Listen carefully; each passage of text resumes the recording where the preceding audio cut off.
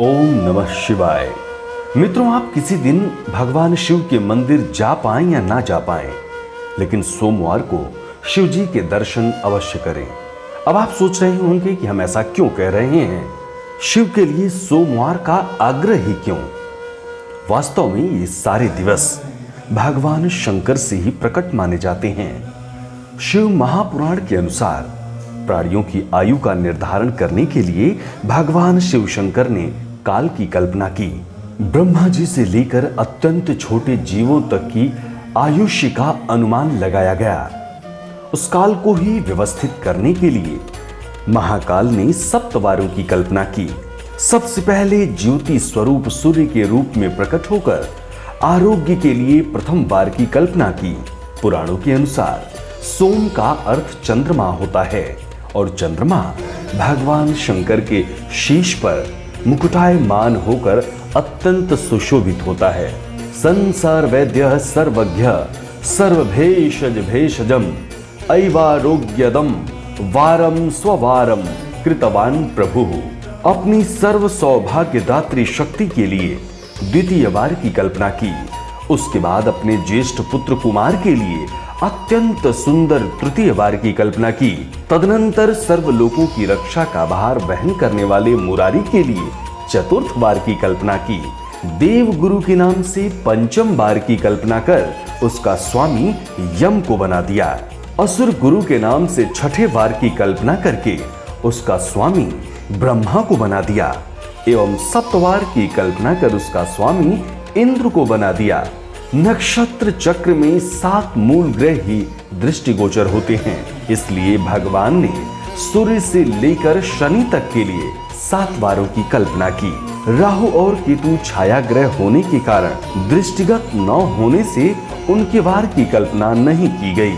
आरोग्य संपदम चैव व्याधि नाशांतिरेव च पुष्टिरायुस्तथा भोगो मृतेरहा निर्यथा क्रमम। स्वास्थ्य संपत्ति रोग नाश पुष्टि आयु भोग और मृत्यु की हानि के लिए रविवार से लेकर शनिवार तक भगवान शंकर की आराधना करनी चाहिए। सभी वारों में जब शिव फलप्रद हैं, तो फिर सोमवार का आग्रह क्यों? ऐसा लगता है कि मनुष्य मात्र को संपत्ति से अधिक प्रेम होता है, इसलिए उसने शिव के लिए सोमवार का चयन किया। लगता है भगवान शंकर ने जैसे कुटिल कलंकी कामी वक्री एवं क्षीण चंद्रमा को उसके अपराधी होते हुए भी क्षमा कर अपने शरीर पर स्थान दिया, वैसे ही भगवान हमें भी सिर पर नहीं तो चरणों में जगह अवश्य देंगे। ये याद दिलाने के लिए सोमवार के ही लोगों यही याद दिलाने के लिए सोमवार को ही लोगों ने शिव जी का वार बना दिया। कहने का भाव, सोम का अर्थ तो सौम्य होता है। भगवान शंकर अत्यंत शांत समाधिस्थ देवता हैं। इस सौम्य भाव को देखकर ही भक्तों ने इन्हें सोमवार का देवता मान लिया। सहजता और सरलता के कारण ही इन्हें भोलेनाथ कहा जाता है, अथवा सोम का अर्थ होता है उमा के सहित शिव। केवल कल्याणकारी शिव की उपासना न करके साधक भगवती शक्ति की भी साथ में उपासना करना चाहता है, क्योंकि बिना शक्ति के शिव के रहस्य को समझना अत्यंत कठिन है। इसलिए भक्तों ने सोमवार को शिव का वार बना दिया, अथवा सोम में ओम समाया हुआ है। भगवान शंकर ओंकार स्वरूप है। ओंकार की उपासना के द्वारा ही साधक अद्वितीय स्थिति में पहुंच सकता है। इसलिए इस अर्थ के विचार के लिए भगवान सदाशिव को सोमवार का देव कहा जाता है, अथवा वेदों ने सोम का जहां अर्थ किया है वहां सोमवल्ली का ग्रहण भी किया है।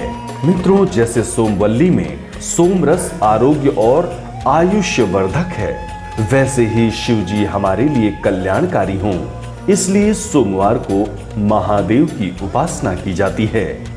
सोम का अर्थ चंद्रमा है और चंद्रमा मन का प्रतीक है। जड़ मन को चेतनता से प्रकाशित करने वाला परमेश्वर ही है।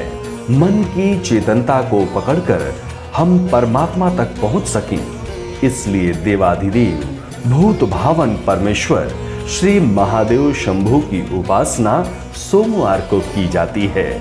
हर हर महादेव। ओम नमः शिवाय। सब्सक्राइब करें टोटल भक्ति को। अब हमारे वीडियोस को सबसे पहले देखने के लिए बेल आइकन को दबाना ना भूलें।